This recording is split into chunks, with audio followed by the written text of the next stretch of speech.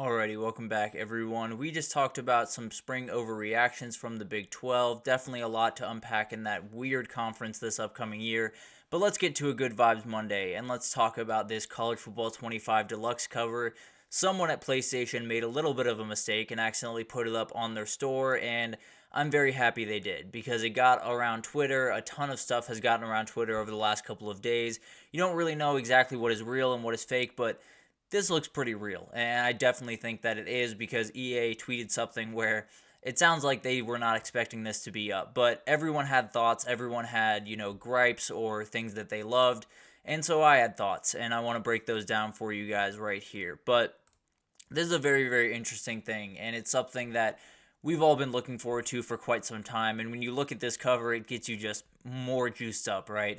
But when you talk about, we've been building up with these cover athletes, and is it going to be three? Is it going to be four? It sounds like it's going to be three, and it sounds like it's going to be those three guys front and center: Donovan Edwards, Quinn Ewers, and Travis Hunter. It sounds like those guys will be the ones that have kind of those regional covers that have been kind of have been teased throughout this process. I think those will be released on Thursday with this full reveal that is supposed to come out then, and cannot wait for that. But Donovan Edwards has been the one that feel like a lot of people feel like is a little bit odd or doesn't necessarily belong among the entire group that he's around.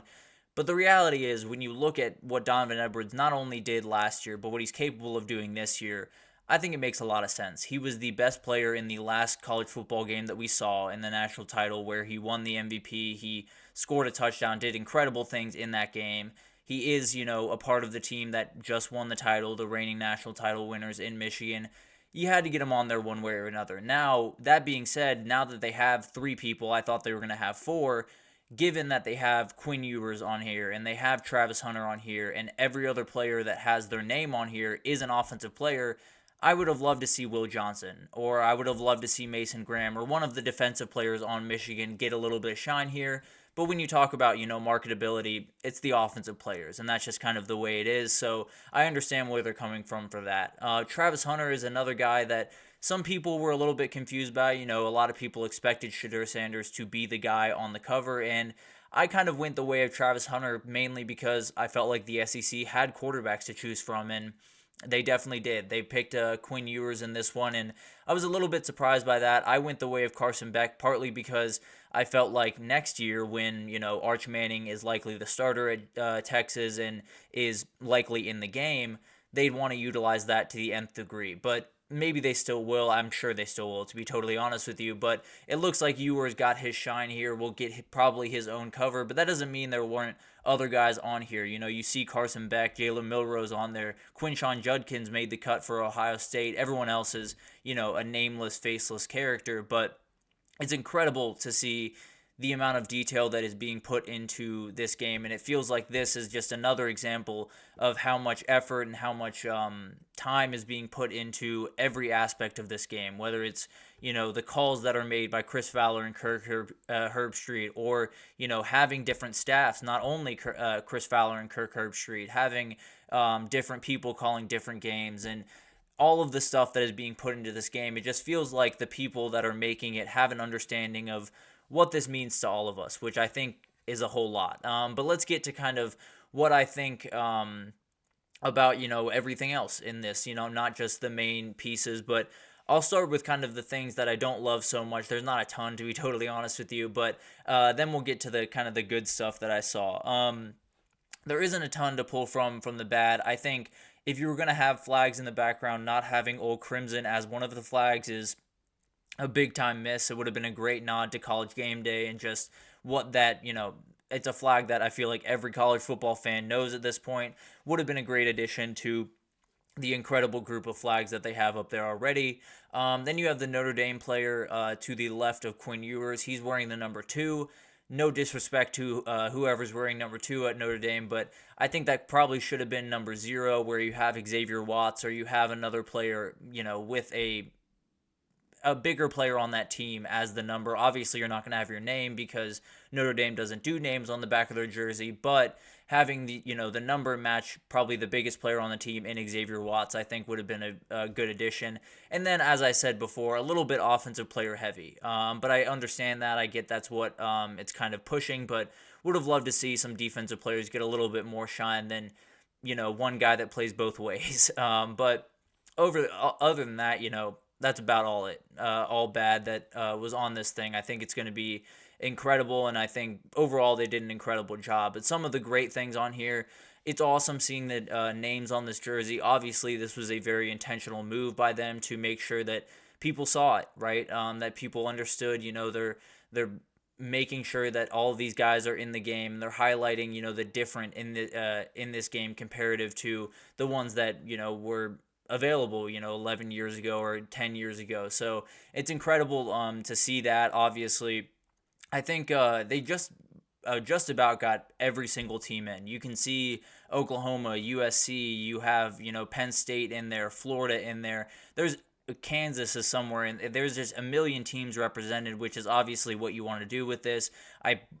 I don't know if they missed a Power 5 team, to be totally honest with you. I'm sure they did somewhere in there, but it's just incredible the amount of detail that they put in and the amount of teams they were able to represent. Also got some G5 teams in there, so very, very cool.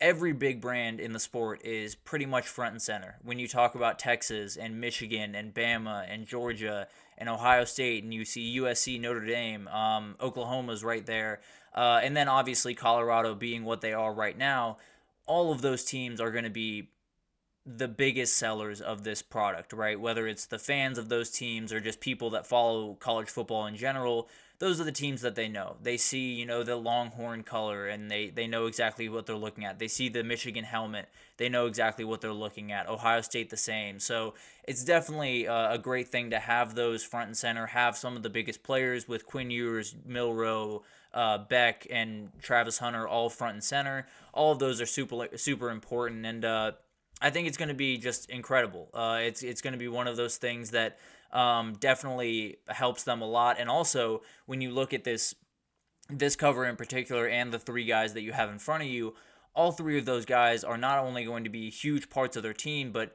have a chance to have remarkable seasons where Donovan Edwards could walk out with a Doak Walker Award. Quinn Ewers could walk out with a Heisman Trophy and a national title. Travis Hunter could win the Heisman Trophy. All of these guys have the ability to do incredible things in 2024, and it means, more sales for them. So definitely a great decision by whoever made this cover, and whoever released it. Very much appreciate that. Gave me a good thing to talk about here. But overall, I think they absolutely nailed it. I think there are a lot of people that, are going to nitpick this, but to be totally honest with you, they could have put a blank cover and I would have bought this game 10 times over. So at the end of the day, it doesn't necessarily matter to me what the cover looks like all that much, but this one's really, really cool. It gets me more and more excited about this game. I think when we get to Thursday and we see the other covers and maybe see some gameplay and see some different things from the game, we'll be able to break that down more and more. And definitely, I will be breaking that down very, very much on Friday, I believe, maybe a little bit more throughout the week just to get you guys a little bit more excited, but we'll see what those covers look like. Maybe it's, Quinn Ewers by himself and just a Texas type cover.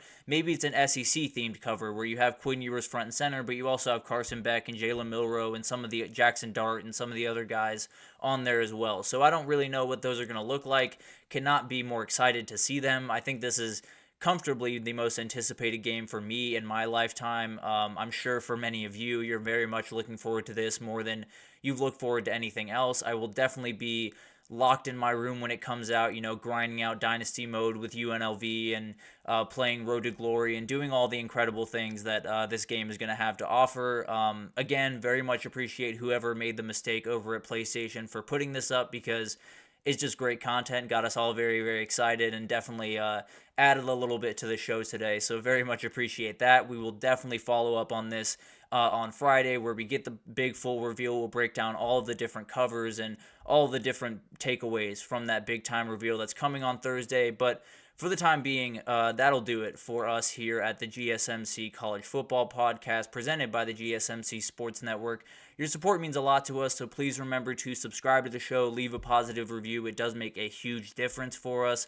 Also, we invite you to follow us on Facebook, Twitter, or X, TikTok, Instagram, all of the social pages for content and updates on every single sport you could possibly think of. We have incredible people across every sport doing awesome work. So definitely check out all of the GSMC shows and pages for everything you could possibly need in the world of sports. But once again, thank you for listening, and I will see you guys tomorrow.